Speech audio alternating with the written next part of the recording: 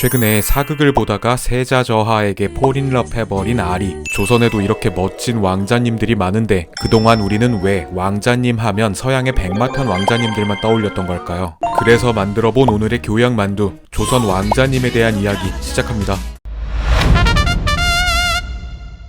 보통 임금님의 아들을 왕자라고 부르지만 아시다시피 같은 왕자라고 하더라도 어머니가 누구냐에 따라서 호칭의 차이가 있었습니다. 왕비의 아들인 적자는 대군, 후궁의 아들인 서자는 그냥 군이라고 불렀죠. 그런데 사극을 보다 보면 종종 원자라는 단어가 나오는데요. 원자란 왕의 맏아들을 부르는 말로 세자가 되기 전의 단계라고 할 수 있습니다. 당연히 왕비가 낳은 첫째 아들이 원자가 되는 것이 원칙이었는데요. 다만 왕비의 아들이 없는 상황에서 후궁이 먼저 아들을 낳을 경우에는 왕의 뜻에 따라 이 서자를 원자로 책봉하기도 했습니다. 마지막으로 왕자들 중에 챌린저급인 세자는 왕위 계승권자로서 왕세자의 약칭이었죠. 보통 원자가 7살에서 10살 정도가 되면 세자로 책봉됐는데요. 신하들이 왕에게 세자 책봉을 요청하고 왕이 이를 받아들이는 형식이었지만 사실상 왕의 의중에 따라서 결정되는 경우가 많았죠. 조선은 적장자가 세자가 되고 세자가 왕으로 즉위하는 루트가 근본이었지만 조선시대 27명의 왕 중에서 이 루트를 타고 왕이 된 경우는 단 7명에 불과합니다.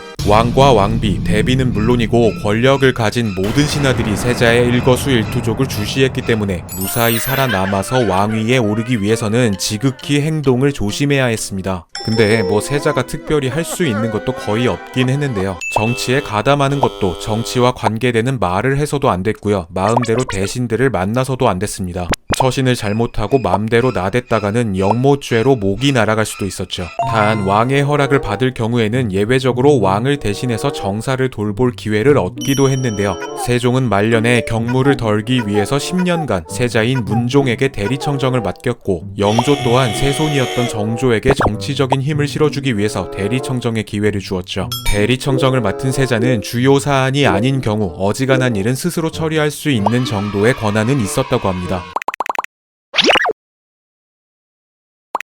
일단 세자로 책봉되면 거처가 동궁으로 옮겨지고 본격적인 국왕 만들기 프로젝트가 시작됩니다. 세자의 거처를 동궁이라고 부른 이유는 임금의 처소 동쪽에 있었기 때문이고 장차 보위를 잇게 될 뜨는 해라는 의미도 담겨있죠. 원칙적으로 세자는 공식적인 의례에 참석하는 경우가 아니면 거처를 함부로 벗어날 수 없었습니다. 새벽 3시 꼭두새벽부터 눈을 뜬 우리의 세자저하. 세자는 해가 뜨기 전에 일어나서 의관을 정제하고 왕과 왕비, 대비 등 왕실 어른들에게 문안 인사를 드리는 것으로 하루를 시작했습니다. 그러고 나면 첫 번째 정규 수업인 조강이 시작됩니다. 세자의 교육은 시강원에서 전담했는데요. 세자의 선생님은 공식적으로는 정일품의 영의정과 좌의정, 우의정 등 당대의 최고 실력자들로 임명됐지만 정승들은 사실상 세자의 교육 외에도 할 일이 오지게 많았기 때문에 실제로는 정이품 이하의 관료들이 세자의 교육을 도맡았습니다. 아무튼 매일 정기적으로 진행되는 수업인 법강은 강의 시간에 따라서 조강, 주강, 석강으로 나뉘었는데요. 주로 경서를 가르치면서 세자의 인성과 덕성 함양에 주력했습니다. 수업을 시작하기 전에는 전날에 배운 내용을 모두 마스터했는지 쪽지 시험도 봐야 했죠.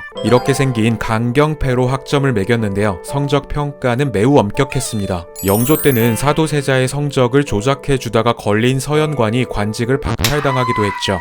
그렇게 1교시가 끝난 아침 7시 드디어 아침을 먹는 세자저하. 아침밥을 다 먹고 나면 드디어 잠깐 쉬면서 게임도 할 수는 없었고요. 바로 또 공부를 했습니다. 일종의 보충 수업인 소대와 야대는 세자가 필요할 때 시강관을 불러서 하는 비정규 수업이었는데요. 중국과 조선의 역사서를 배우면서 왕이 갖춰야 할 역사적 지식과 안목을 배우는 시간이었죠. 보충 수업이 끝나면 드디어 꿀같은 자유시간이 주어졌습니다. 어린 시절의 세자와 친구가 되어주는 사람은 대개 궁녀나 환관이었는데요. 그렇게 사이좋게 놀다가 궁녀와 눈이 맞으면 후궁으로 삼을 수도 있었습니다. 그리고 세자의 후궁이 되면 종 5품 소훈부터 종 2품 양제 등의 자귀를 받고 신분이 급상승할 수 있었죠.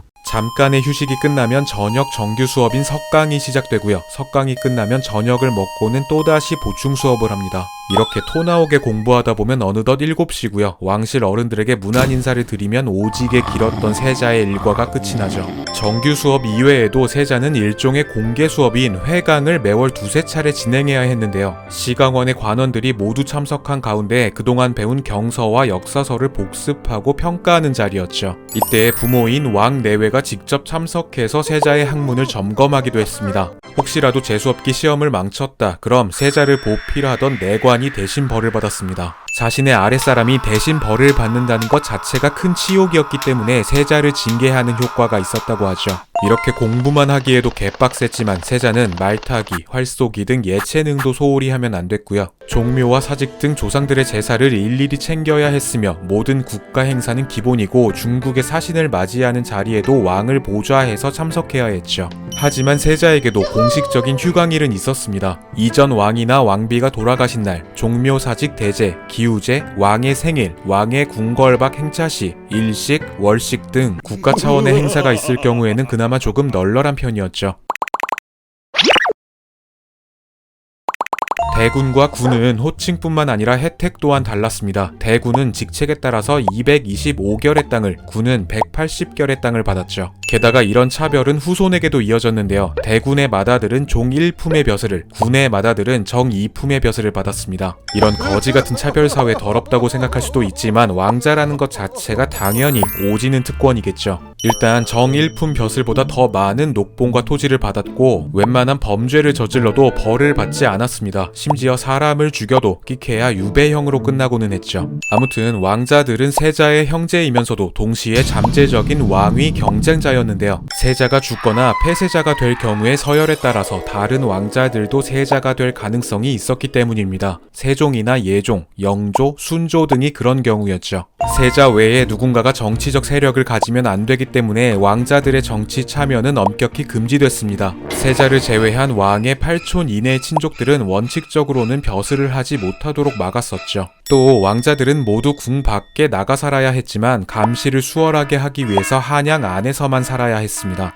정치적으로 말을 잘못했다가는 철저한 응징이 뒤따랐는데요. 특히 영모와 관련된 경우에는 직접 가담했을 때는 물론이고 반역도들의 추대를 받았다는 사실만으로도 사형을 당할 수 있었죠. 따라서 당파 간의 싸움이 치열하게 벌어질 때는 언제 어디서 영모에 대한 고발이 있을지 몰라 안절부절해야 했고요. 특히 외척들이 득세하던 조선 말에는 왕자는 고사하고 왕실의 먼 종친조차 씨가 말라버리기도 했습니다. 왕자님들의 삶은 진짜 생각했던 것보다도 더 말아맛이었던 것 같습니다. 저는 다음 생에도 절대 귀하게 태어나지 않을 생각입니다, 여러분. 교양만두였습니다.